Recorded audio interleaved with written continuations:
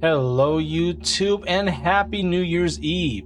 Welcome to the Syndicate Podcast, the place where we listen to stories and talk about it afterwards. Today, I got 5 confession stories lined up that are deep enough to cut wounds or heal them. But before we dive in, I want to be upfront and let you all know that the narration you're hearing is an AI-generated version of my voice, and it's used to keep the delivery consistent and true to the story. And so with that said, I hope you all enjoyed the video, and let's begin. Sharing this story publicly has been one of the hardest decisions I've ever made. For weeks, I went back and forth with myself, weighing whether it was worth exposing this part of my life. In the end, I decided that honesty, no matter how uncomfortable, was better than silence. What follows is a long account of choices, mistakes, and consequences. I ask for patience as I tell it. I am a man in his mid-30s who was raised by a single mother. She worked relentlessly to keep our household afloat, and for that, I will always respect her. But she was also extremely protective. I grew up sheltered from the world, shielded from experiences that most people learn from early on. Because of that, my emotional and social development lagged behind. Things I should have understood by my early 20s, boundaries, relationships, self-control, I simply did not. The absence of a father figure affected me deeply, though I didn't fully realize it at the time. Searching for structure and meaning, I began attending a local church when I was 18. What started as curiosity quickly turned into devotion. My spiritual growth felt fast and intense, and I committed myself fully to my faith. By my mid-20s, I was deeply involved in church leadership. At 25, I was placed in charge of the youth group. 2 years later, I became the assistant pastor. Public speaking came naturally to me, and people often praised my ability to communicate. Some even said I had a future as a well-known preacher. For someone who had spent most of his life unnoticed, the attention was overwhelming. Growing up, I had been invisible. In high school, I was the awkward kid, the one nobody invited anywhere, the one girls barely acknowledged. I had never been in a relationship. Suddenly, I was admired, trusted, and sought after. Families invited me into their homes. People leaned on me for guidance. I didn't know how to process that shift. With admiration came temptation. Messages began appearing on social media. Friendly at first, then flirtatious. Women of all backgrounds reached out. I didn't understand how to establish distance, and I didn't recognize how dangerous that lack of boundaries could be. There's a reality many people don't see when it comes to church life. Behind closed doors, leadership often deals with serious moral failures. I know this because I was part of those meetings. Issues that would shock most congregations were quietly handled to avoid public scandal. Being surrounded by that environment normalized behavior that should never have been excused. Eventually, I failed myself and everyone who trusted me. The first situation involved a woman I'll call Amanda. She was a single mother who had recently joined the church. After services, she often approached me for advice. At first, our conversations were professional, taking place in church offices. I told myself I was simply helping. Over time, those meetings became more personal and moved outside the church setting. I knew it crossed a line, but I ignored that voice of caution. Amanda became close to my family, especially my mother, who believed she was simply a kind and helpful person. Eventually, what should have remained professional turned into something it never should have been. Instead of stopping, I rationalized my behavior. That decision opened the door to more mistakes. Not long after, I became involved with another woman, Mary, who was married and deeply unhappy. Her husband was frequently away for work, and our conversations became constant. We talked late into the night, sharing frustrations, fears, and emotional intimacy that crossed boundaries long before anything else did. Eventually, those conversations led to secret meetings. I justified it by telling myself that no one would be hurt, that it was temporary, that I was in control. I wasn't. For a while, I lived a double life. I continued serving in ministry while privately betraying everything I stood for. No one suspected a thing. Eventually, Mary wanted more. She wanted stability, commitment, and a future. When I admitted I wasn't ready for that, she walked away. At the time, I accepted it easily because Amanda was still in my life. Amanda, however, wanted permanence. She wanted marriage. Without my knowledge, she made a decision that changed everything. When the truth came out, it caused an immediate crisis within the church.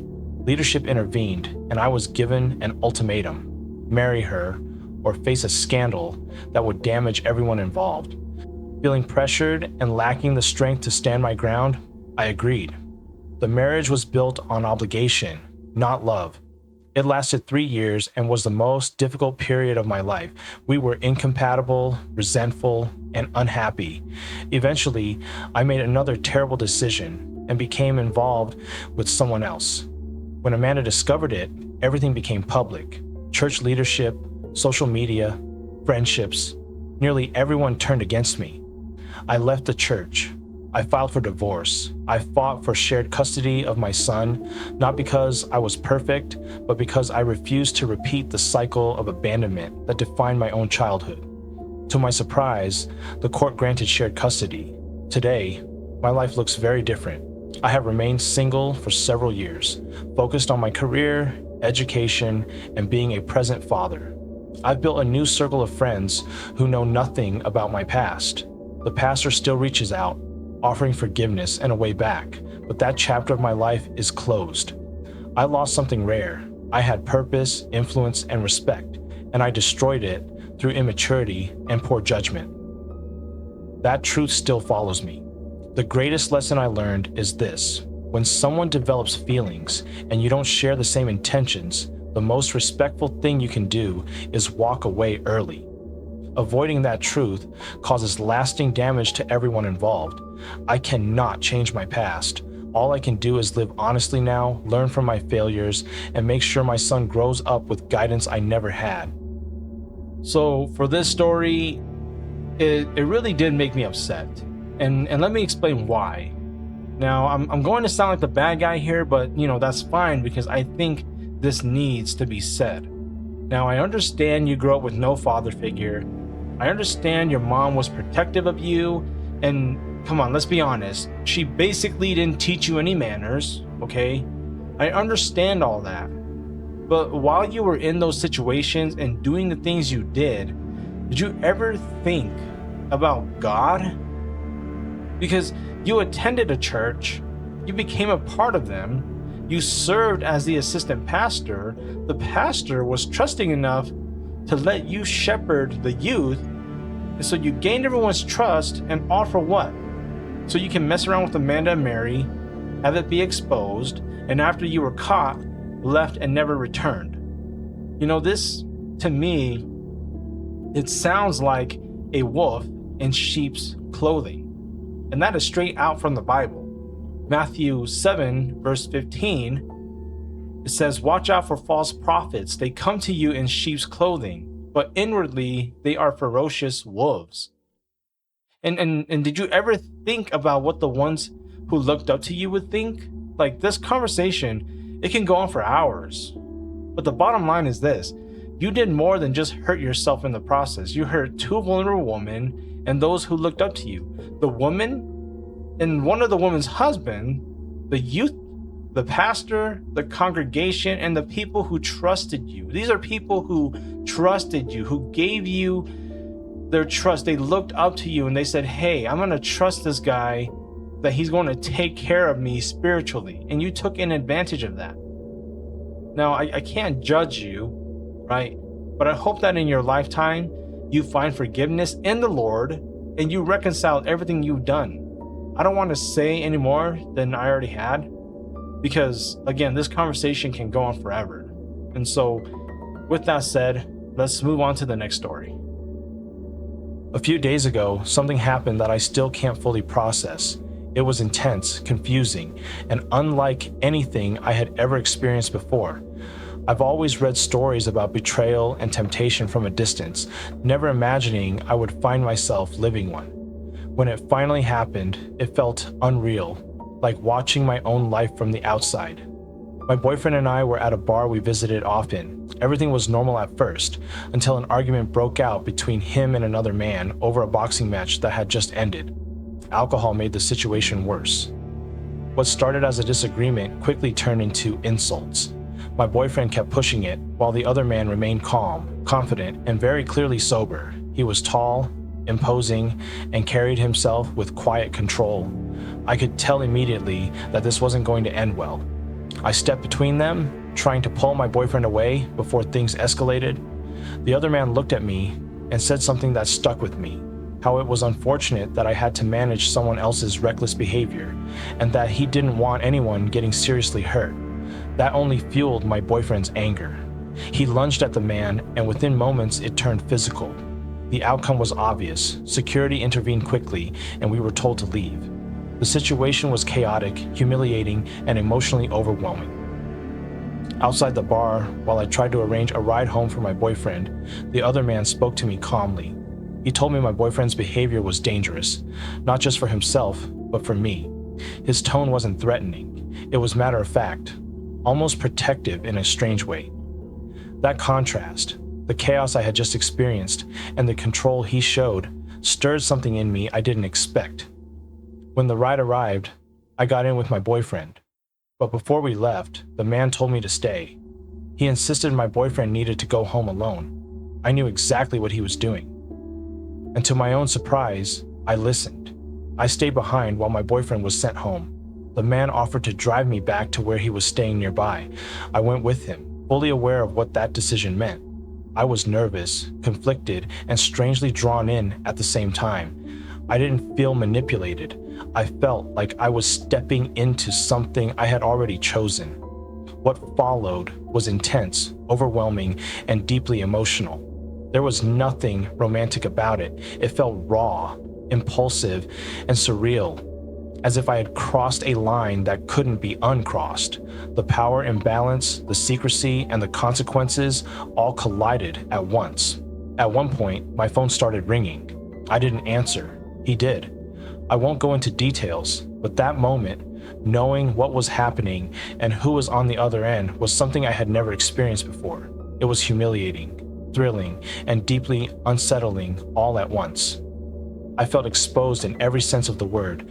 Eventually, it ended as abruptly as it began. There were no promises, no goodbyes, no follow-up. He arranged a ride for me, and that was it. I went home alone, carrying a mix of shame, adrenaline, confusion, and something else I couldn't quite name. The next day, my boyfriend found out. He was devastated, angry, hurt. He ended the relationship immediately, said things meant to wound, and cut all contact. That chapter of my life closed just as suddenly as it had exploded open. I won't pretend I didn't feel conflicted afterward. Part of me felt awful. Another part of me felt strangely detached. And deep down, there was a twisted sense of clarity. I had seen a side of myself I didn't know existed. I don't regret what happened. Not because it was right, but because it forced me to confront who I was and what I wanted. The relationship I was in was already broken. That night simply shattered the illusion. He completely used me, and I let it happen, and I loved it. I've made mistakes before, but nothing like this. It was reckless, impulsive, and life-altering. And while I wouldn't encourage anyone to follow that path, I can't deny that it changed me. Some experiences don't come with lessons wrapped neatly in regret or redemption. Some just leave you standing there, trying to understand yourself afterward, and that was one of them. If you knew your relationship was going bad, why didn't you end it before this situation happened? Now, some will say this was the last straw. Yeah, okay. Her getting a one-night stand with a random stranger and recording everything and sending it to her boyfriend, that was the last straw. You know, I get it. The boyfriend was a D-bag and had it coming. You know, but come on, like, if you wanted to do this, why did you do it when you were in a relationship? You know, I can guarantee that if the stranger didn't take her phone and answer it, she would have never told her boyfriend what happened and would have probably stayed with the boyfriend too. And this is low, especially cheating like this. Now, I'm trying to put myself in her position, and I can't find any good explanation for doing that to another person, regardless if they're a horrible person or not. Like, why would you even think about putting another person through this, you know? No one wants to get cheated on, especially the way the boyfriend got cheated on. Like, that's a whole nother level. But that's just me. And so, with that said, let's move on to the next story. I don't really know how to describe where my head is right now. I feel lost, exhausted, and trapped inside my own thoughts, and I don't have many places to put them. I'm sharing this because I need perspective, something outside myself, before I completely shut down. My wife and I have been together since college. We've been married for 6 years and have a 4-year-old daughter. She wasn't just my first love, she was my best friend. For most of my adult life, she was the person I trusted with everything. The family we built meant everything to me, and it still does. Things started going downhill when my in-laws moved in with us for a few months. What was supposed to be temporary slowly became unbearable. My mother-in-law is kind and means well, but my father-in-law has never approved of me. He has made it clear, many times, that I wasn't the man he wanted his daughter to marry. He told me outright that I wasn't good enough for her. At one point, he even refused to walk her down the aisle. Over the years, I learned to ignore him, but having him under our roof changed everything. We lost our privacy, our routines, and our sense of being our own family. He undermined me constantly, even in front of my daughter, and justified it by calling it his grandfather's right. It felt like I was being erased inside my own home. What hurt the most was how it affected my marriage. My wife often defended him, reminding me that he was still her father. We stopped communicating properly. Every conversation turned into an argument that never really resolved. Intimacy disappeared. We became distant roommates instead of partners. Eventually, the tension eased when her parents left, and we tried to rebuild.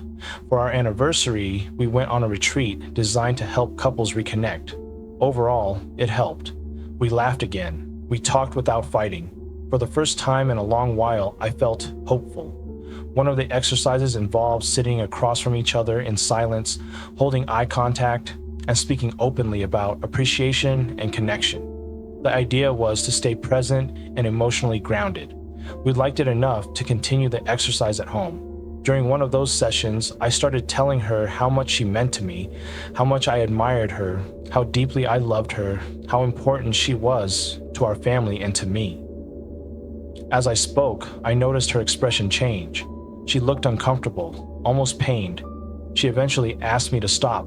She said I didn't know everything about her, and that my words were making something worse instead of better.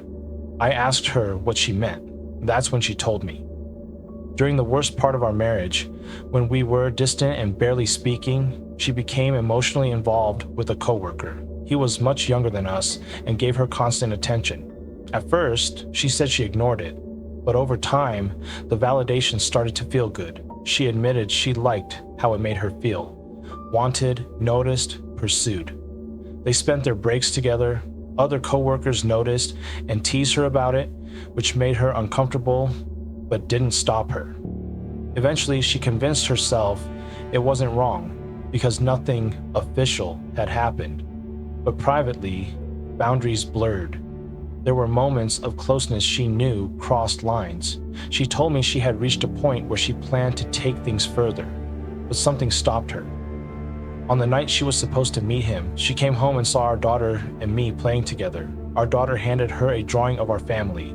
That moment snapped her back to reality. I remember that night clearly now. She had said she was going out with friends. She seemed excited, then suddenly canceled and went quiet. At the time, I didn't think much of it. Now I can't stop replaying it. When she finished telling me, I felt completely numb. It didn't feel real. I asked her why she was telling me now. She said the guilt had been building, and hearing me praise her during the exercise made it unbearable to keep hiding. She swore it was over. She said she cut contact completely and even changed work situations to make sure there was no chance of reconnecting. She said risking our family wasn't worth anything she felt in that moment. I asked if she ever planned to tell me. She admitted she hadn't. She had convinced herself there was nothing to confess because she didn't follow through. What hurt almost as much was learning that her mother knew before I did. My wife had confided in her, and her mom encouraged her to be honest with me. Still, Knowing I was the last to know stung deeply. I couldn't continue the exercise. I told her I needed to stop. She begged me not to shut down, telling me she loved me and wanted our family. I told her I couldn't hear those words right then. She said it was the biggest mistake of her life, that she chose me, that she was fully committed now. All I could say was that I needed space to process. Since then, it's been uneven. Sometimes she gives me space. Sometimes she overwhelms me with messages about love, vows, and reassurance. I moved into the guest room just to breathe. I feel empty, numb, like I'm stuck underwater while everything keeps moving above me. I never looked elsewhere. Even during our worst moments, my wife was the only person I wanted. To me, she had a place no one else could ever fill. Now, the one person I would normally talk to about something like this is the person who caused it. It feels like I was barely climbing back onto solid ground, and suddenly I was pushed back into the deep end. I don't know how to move forward. I don't know how to process what happened while also trying to rebuild a marriage. I want our family. I want healing. But right now, I don't even know where to start. And that's where I am, stuck between wanting to fight for us and not knowing how to trust what I thought we had. Oh man. The betrayal is real. I can't imagine the pain that he's going through. To have put that much trust in someone you thought was trustworthy and have them come out and say that during the hard times of your relationship, they confided in another person and was possibly thinking of doing things with them, that would have shattered me. If my wife told me that, that would have completely shattered me. And from there on, I would have saw them differently, regardless if they assured me that everything was done with. Like, even if my wife told me, hey, I know that what I did was bad, I know that what I was thinking was bad, but I promised you it's never gonna happen again, I wouldn't have taken that. It would have changed the way I see my wife, because now it's like, the next time we get into an argument, you're probably going to the person that you confide in, and this time things could be different. Like what if you confide in this person and you guys end up doing the dirty deed? Like you guys do the dirty deed and then what? That's too much to think about. Like you're essentially walking on eggshells with your marriage. Because any little thing can break it, and unless the person is for sure, unless the person who started it is for sure that it will never happen again, I don't know. Like being me, I don't trust that easily, and so I don't know. Like let me know what you guys would do or what you guys think. But with that said, let's move on to the next story. Hi, I'm 17. And my boyfriend is 19. We've been together for about 6 months. I started dating him because I genuinely liked him. He was kind, gentle with me, and made me feel protected. Even now, I still care about him deeply, and that's what makes everything so confusing. When we first got to know each other, he mentioned some things that felt a little off, but I brushed them aside. He said he disliked children, animals, and anything he considered soft or cute. He also admitted he gets jealous easily. At the time, I didn't think much of it. I assumed those were just personality traits, but a few weeks ago, he told me something that I can't stop thinking about. He said he doesn't experience emotions the way most people do. He told me he doesn't really feel empathy or sadness, and that sometimes he has very dark thoughts that scare even him. He explained that when those thoughts come up, he feels physical discomfort, like pressure in his head and chest, as if holding everything inside actually hurts. He told me he believes he would never act on those thoughts because of his religious beliefs and fear of consequences. He said those beliefs are the only thing stopping him from doing something irreversible. But then he admitted that some of those thoughts still linger, and that alone deeply unsettled me. I asked him if he would consider talking to a professional. He said therapy isn't an option for him because of money, family issues, and because he doesn't really want to change. He just wants to stay out of trouble and avoid ruining his life. That response scared me. To be clear, he has never hurt me. He's always been gentle, affectionate, and caring toward me. That's part of what makes this so hard to understand. The person I see every day doesn't match the things he's told me about what goes on in his mind. I don't know what to think anymore. I love him, and the idea of leaving him hurts, but at the same time, I feel afraid. Afraid of what I don't understand, afraid of what could happen, afraid of ignoring my instincts. I don't know if I'm overreacting or if this is something I should take very seriously. He only started sharing these thoughts recently, and ever since then, I feel like I'm constantly questioning myself. I don't want to abandon someone I care about, but I also don't want to put myself in a situation where I feel unsafe or responsible for something I can't fix. I feel torn between love and fear, and I don't know what the right decision is anymore. Oh, my friend, be very careful with this person. You know, this is a ticking time bomb waiting to go off at any moment. The fact that he said holding in everything actually hurts is showing that he's been holding in these urges or feelings in for a very long time.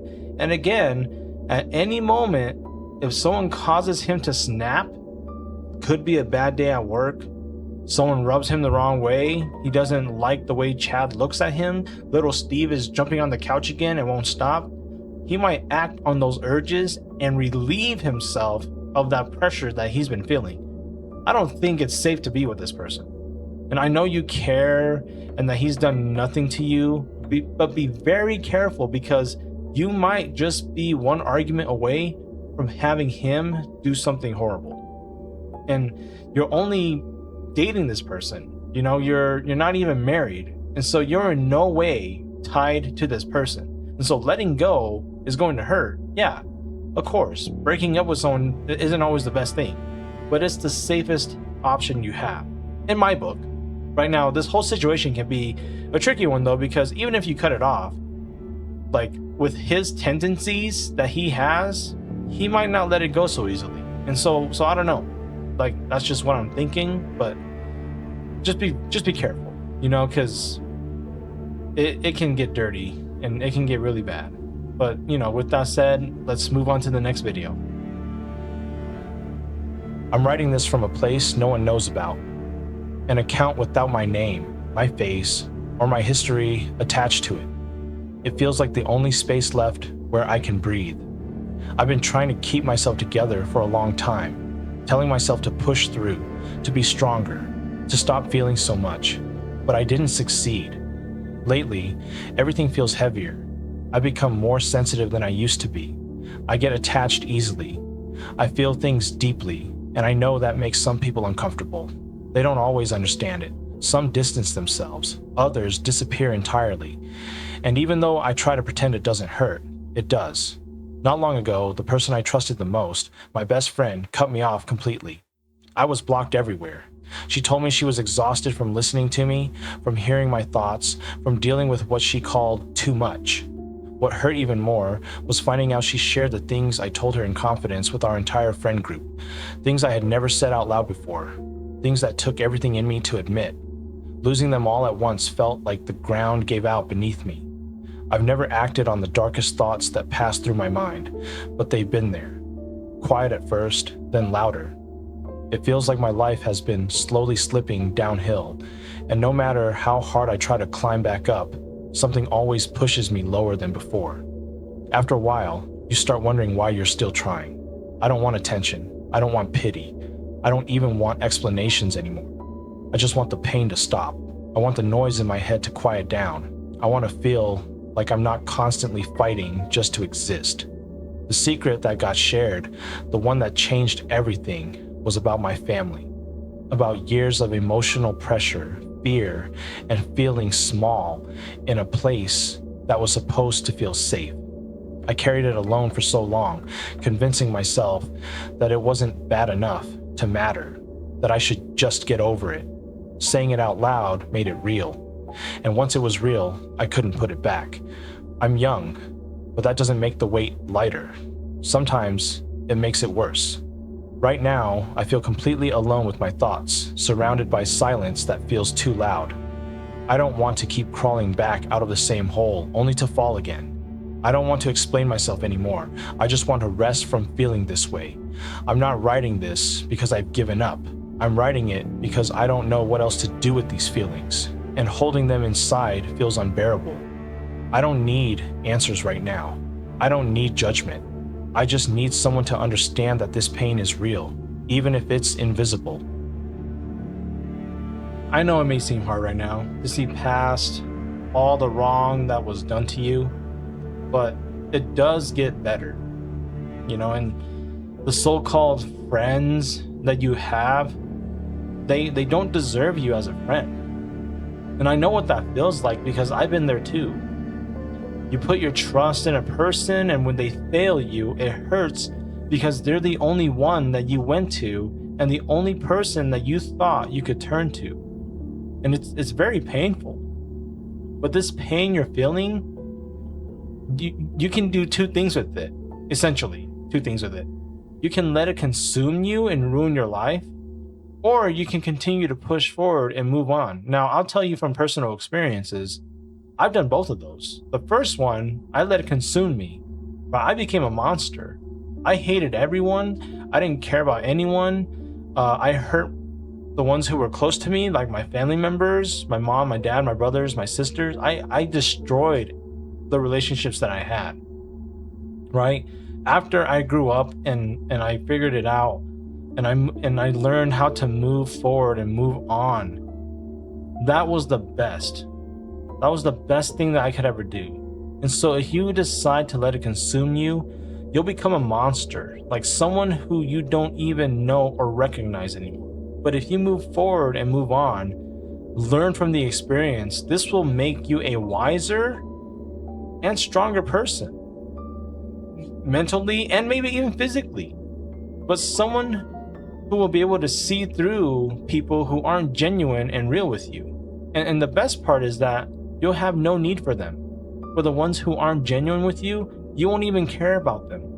Now, me personally, again, I've been through many people like that, but with me, I give them the benefit of the doubt. Maybe they were having an off day. Maybe they didn't know. Maybe I didn't make myself clear enough.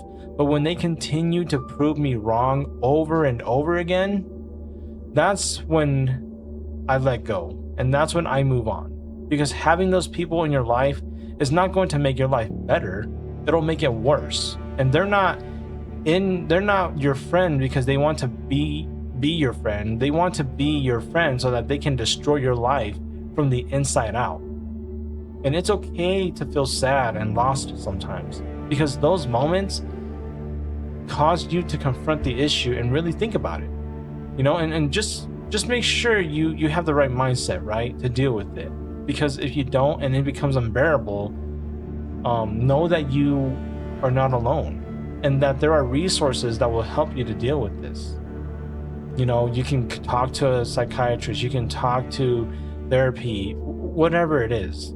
There's help out there, and you're not alone. I hope this helped you and anyone listening. Thank you all for tuning in on this week's video.